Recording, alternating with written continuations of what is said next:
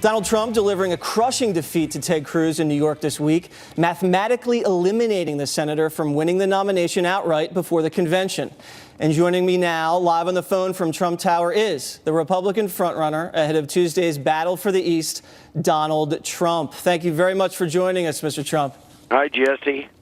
So I want to talk to you about this new presidential Donald Trump. We hear you're pivoting now, you're going to be more presidential, but a lot of people love the old Donald Trump, the kind of brash showbiz guy that gets 10,000, 20,000 people in the stands. How are you going to balance this?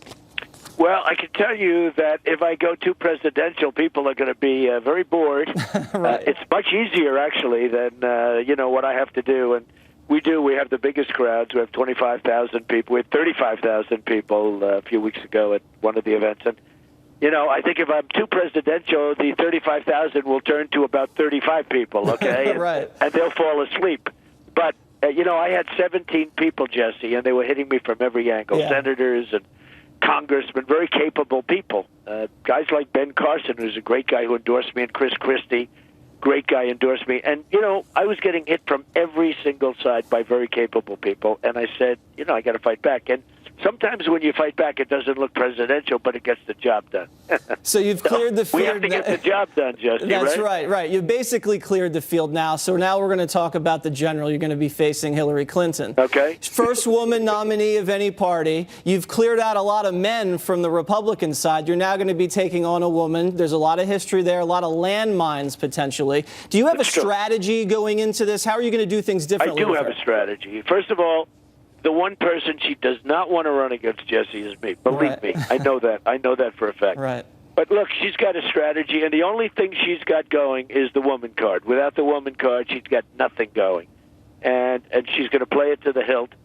And I'm going to be talking about things. And, one of the things I talk about is we call her Crooked Hillary because she's a crooked person. I mean, she's always been a crooked person. Did it take you a long time to brand her Crooked Hillary?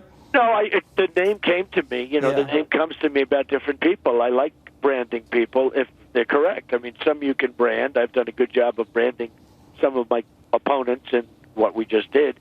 But I will tell you, the word Crooked Hillary is 100% correct. And you look at Whitewater, you go back to Whitewater, look at what's happening with the emails, and so many different things. You look at the foundation, what's going on there, where they get millions of dollars to make a speech, and then all of a sudden things get done for countries and other things, very much to the detriment of the United States. So, I mean, she is a person who's got many, many flaws. She's a woman, but yet women don't like her, which is really sort of interesting. I mean, she is a woman, but she's not liked by women. So I think we're going to do very well with Hillary, and I think the polls are starting to show it already. Right. So she does have problems with women. On the other side, you do have some deficits when it comes to some certain groups.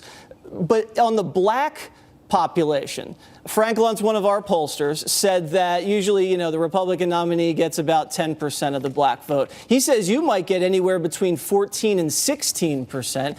Are you going to go to black neighborhoods and target that community to turn those out? Because if you do well with blacks, Hillary's toast. Yeah, I think I'm going to do great with blacks, and some of the polls show I'm going to get 25%. Wow. Which for a Republican is unheard of. They'll get 4 or 5%, and they consider the job well done. Right. I don't. And I have amazing relationships with African Americans, and a lot will be supporting me. And they know I'm going to bring back jobs. They're very smart. I'm going to bring back jobs, and they need jobs. You look at unemployment for the African American community, Jesse, it's much, much higher than for the rest of the country. I mean, it's through the roof. For African American youth, it's 59%. I mean, truth is, Obama has done nothing. In fact, he's been negative for African Americans, totally negative. And you look at this unemployment, the numbers, and a person who's 30 years old, who's African American, the numbers are much, much higher than his counterparts in society. So I'm going to do a lot for the African Americans, and they're going to do a lot for me. I have friends at the highest level who are black, and they call me and they say, you're going to get so many black votes, it's going to be unbelievable. Everybody wants to vote for you. You watch, it's going to be the biggest surprise of the election.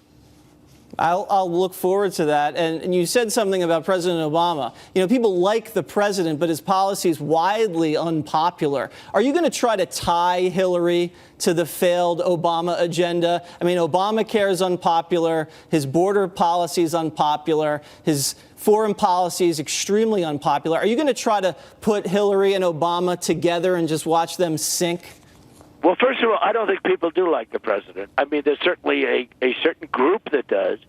But overall, people don't like the president because they don't like the job he's done. He's done a terrible job with the military. First of all, we're decimating the military. I mean, you look at what's going on with all the cuts and everything else. Our military has to be much stronger. We have to be much smarter with respect to our military. We have to take out ISIS. We got to get to it. Can you imagine, Jesse, General George Patton, tough guy, they say ISIS. Would he have them removed in about 24 hours? Probably. Okay? You understand that. Yeah. I mean, we're fighting, and you know, it's very limited, and you got to knock them out. You know, they chop off heads, they drown people in steel cages. We're going to knock off ISIS. I think that it is absolutely a third Obama term, and I think that's the worst thing she's got. You know, she's got the woman card, which is her best thing, except women don't like her. Right. She's the worst possible representative a woman can have. But she's also got the Obama card, and that's a disaster for her because 4 more years of Obama, this country is going to be destroyed. You look at the Iran deal. I mean, look at him going over to Saudi Arabia. Look at him going to Cuba to watch a baseball game. He's sitting in the stands doing the wave. Yeah. And, you know, horrible things are happening. That's right. And he should have gotten out of that game. He should have come back. How about he goes to Cuba and there's nobody to greet him at the airplane? I know. First time in the history of Air Force One. Now he goes to Saudi Arabia and there's nobody to greet him. It's an absolute embarrassment, and I just want to say thank you for joining us tonight. And we have Duck Dynasty's Willie Robertson coming up later in the show, and Bill O'Reilly. Anything you want to say to those knuckleheads? Well, Willie is a great guy, and Bill O'Reilly said things this week. You know, he said, I hate to say it, the most important political event in his lifetime is Donald Trump. Now, at first That's I a said, long now wait lifetime. a minute, is he being serious? So I watched it again. He was being dead serious. He said the single most important event in his lifetime. And then he did say, with the possible exception of the assassination of JFK. Okay, I think that's a possible exception. But Bill O'Reilly's been very nice. He's never said anything so nice to me. Yeah, So I don't know. I don't know what he had for breakfast that morning. I don't know. I'm going to check it out. So, Jesse, this week I like Bill O'Reilly, okay? Okay, all right. I'm just glad you like me this week. Thank you very much, Mr. Trump. I like you always. Have a good time. Thanks a lot, Jesse. Thank you. So long. And coming up, Al Sharpton, Duck Dynasty's Willie Robertson, and Bill O'Reilly.